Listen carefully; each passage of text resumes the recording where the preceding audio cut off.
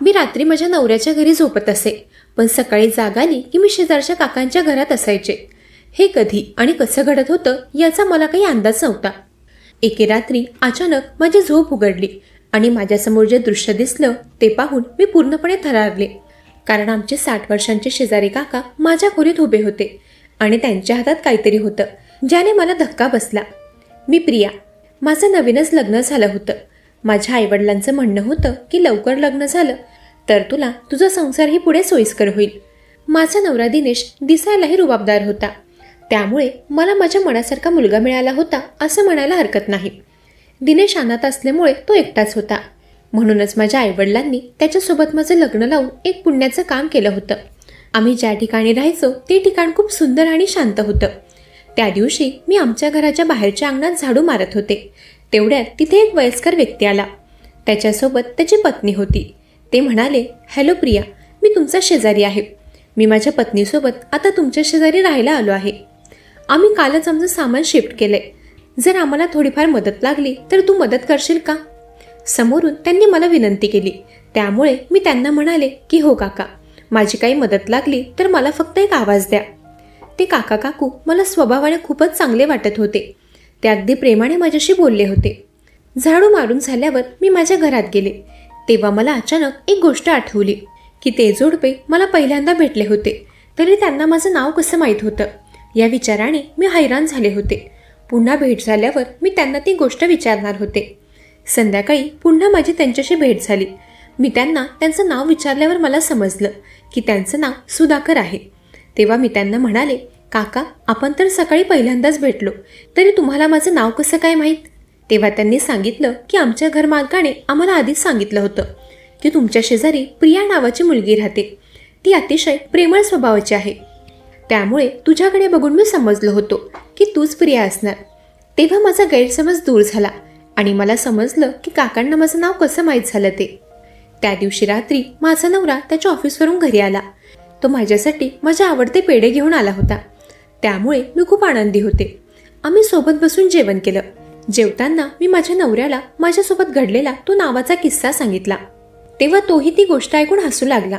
हसत हसतच त्याने मला सांगितलं की त्याचाच प्रमोशन झालं. दिनेशच्या प्रमोशनची बातमी ऐकून मी तर खूपच आनंदी झाले होते.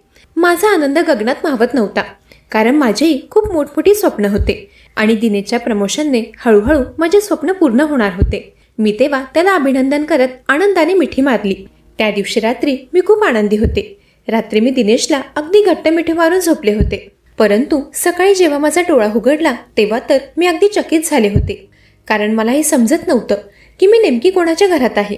मी जेव्हा आजूबाजूला पाहिलं तेव्हा मला समजलं की मी शेजारच्या काकांच्या घरात होते. मी झोपले तर माझ्या घरी होते, पण सकाळी मला जाग काकांच्या घरात आली होती. नेमकं हे काय घडत होतं तेच मला समजत नव्हतं. तेव्हा मी खडबडून जागे झाले. समोर पाहिलं तर काका माझ्या समोर बसलेले दिसले. मी तर पुरती गोंधळून गेले होते. मला उठलेलं पाहून तेही उठून उभे राहिले. ते म्हणाले, प्रिया बेटा, तुला कसं वाटतंय आता?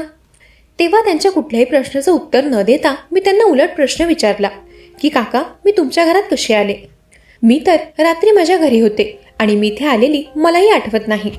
मी काकांना प्रश्न विचारत असताना ते त्या रूममधून बाहेर निघून गेले. मीही माझा अवतार व्यवस्थित करून पुन्हा माझ्या घरी गेले. मी जेव्हा माझ्या घरी गेले तेव्हा मी पाहिलं की माझा नवरा त्यावेळी घरी नव्हता. सकाळचे 10 वाजले होते, म्हणजे नक्कीच तो त्याच्या ऑफिसला गेला असणार. माझ्या डोक्यात दिवसभर तोच विचार चालू होता की नेमकं मी त्या काकांच्या घरी पोहोचले तरी कशी. मला त्यावेळी काही समजेन असं झालं होतं. दुपारचे जवळपास 2 वाजले होते. तेव्हा मी काकांना पुन्हा प्रश्न विचारण्यासाठी त्यांच्या घरी गेले. तेव्हा मला दिसलं की काकांचे त्यांच्या घरात कोचिंग क्लासेस चालू होते. काका त्यांच्या घरात शेअर मार्केटचे क्लासेस घ्यायचे. ते तरुण मुलांना शेअर मार्केट शिकवत होते, त्यामुळे त्यांना डिस्टर्ब न करता मी पुन्हा माझ्या घरी आले. काकांनी तर कालच शिफ्ट केलं होतं आणि आज त्यांच्या घरी शेअर मार्केटचे क्लासेस कसं काय चालू झाले तेच मला समजत नव्हतं. पुन्हा 2 तासांनी मी त्यांच्या घरी गेले. तेव्हा माझं काकांशी बोलणं झालं. मी काकांना म्हणाले की काका, तुम्ही तर कालच इथे शिफ्ट झाला आहात, मग आज तुम्ही शेअर मार्केटचे क्लासेस कसं काय घेत आहात आणि एवढ्या लवकर तुम्हाला विद्यार्थी मिळाले तरी कसे? त्यावर काका म्हणाले की माझ्या मते आजकालच्या तरुण मुलांनी त्यांचा पैसा कुठेही वाया न घालवता तो शेअर मार्केटमध्ये गुंतवला पाहिजे. जेणेकरून भविष्यात त्यांचा पैसा वाढीस लागेल आणि त्यांचं भविष्य ते सुरक्षित करू शकतील. प्रश्न आहे माझ्या विद्यार्थ्यांचा. तर ते विद्यार्थी माझे जुने विद्यार्थी आहेत. त्यांना जसं समजलं की मी इथे शिफ्ट केले तसं ते पुन्हा माझ्याकडे क्लासेससाठी येऊ लागले. त्यांच्या बोलण्यात मी त्यांना विचारायचं विसरलेच की मी सकाळी त्यांच्या घरात कशी काय आले होते. त्या दिवशी रात्री मला माझ्या नवऱ्याचा फोन आला. तो म्हणाला की आज मला रात्री घरी यायला उशीर होणार आहे. मी जरा कामात अडकलो आहे. त्या दिवशी तर मला माझ्या नवऱ्याला सगळ्या गोष्टी सांगायच्या होत्या, पण तो उशिरा येणार म्हटल्यावर मी थोडी नाराज झाले होते. त्यावेळी संध्याकाळी काकांची पत्नी म्हणजे सुधा काकू घरी आल्या होत्या. त्या माझ्याशी गप्पा मारत बसल्या होत्या. सकाळी मी काकूंना त्यांच्या घरी पाहिलं नव्हतं, त्यामुळे त्यांना हा विषय माहीत आहे की नाही ते मला माहीत नव्हतं. त्यामुळे मी त्यांच्याशी त्या विषयावर काही बोलले नाही. काकू माझ्यासाठी मोतीचूरचे लाडू घेऊन आल्या होत्या. मला गोडाचे पदार्थ फार आवडायचे, त्यात मोतीचूरचे लाडू तर खूपच. त्यामुळे थोडाही विचार न करता मी लाडू खायला घेतला. तो खातच मी काकूंशी गप्पा मारत होते. काही वेळाने काकू त्यांच्या घरी जायला निघाल्या.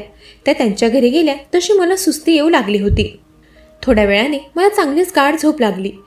सकाळी मला जेव्हा जाग आली तेव्हा मी पुन्हा काकांच्या घरी होते आणि तेव्हाही काका माझा आवाज ऐकून खोलीत आले. त्यांना एकदम समोर आलेलं पाहून मी दचकले आणि जोरात ओरडले. तेव्हा मला काही समजत नव्हतं. मी धावतच आमच्या घरी गेले. तेव्हा सकाळचे 11 वाजले होते. माझ्या पोटातही खूप दुखू लागलं होतं. मला आता हळूहळू आठवू लागलं होतं की गेले कित्येक दिवस माझं माझ्या नवऱ्याशी व्यवस्थित बोलणं झालं नव्हतं आणि आम्ही व्यवस्थित वेळही घालवला नव्हता.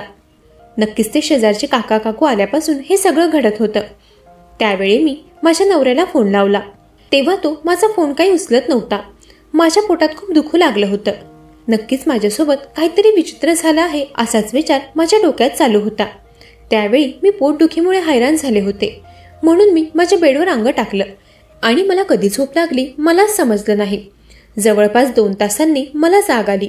मला जेव्हा जाग आली तेव्हा मी पाहिलं सुधाकर काका माझ्या समोरील सोफ्यावर बसलेले होते. त्यांना पाहून तर माझ्या तळपायाची आग मस्तकात गेली होती. त्यावेळी मी त्यांना म्हणाले, तुम्ही यावेळेला माझ्या घरात काय करत आहात आणि तुम्ही घरात कसे आलात?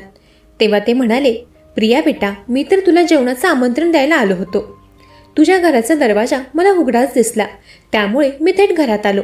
तेव्हा मला लक्षात आलं की मी थोड्या वेळापूर्वी घाई गडबडीत दरवाजा लावायचे विसरले होते. मला आता काकांवर संशय येऊ लागला होता. नक्कीच ते काका काहीतरी कट रचत होते हे तर आता मला लक्षात आलं होतं, कारण मला जेव्हाही जाग यायची तेव्हा काका माझ्या आसपास आढळायचे.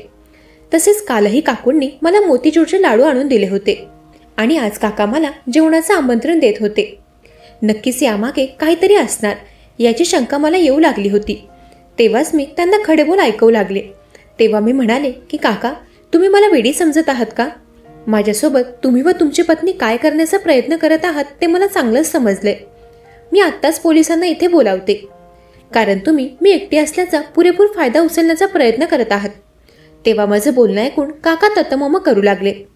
त्यांच्या चेहऱ्यावर घाम फुटला होता आणि तेच बघून मला समजलं की यात नक्कीच काका काकूंचा वेगळाच हेतू आहे. तेव्हा मी माझा मोबाईल घेतला व पोलिसांना फोन लावू लागले. तेव्हा काकांनी माझा मोबाईल हिसकावला. ते म्हणाले, प्रिया बेटा, तुला सत्य काय आहे हे ऐकायचं असेल तर आधी तू शांत हो.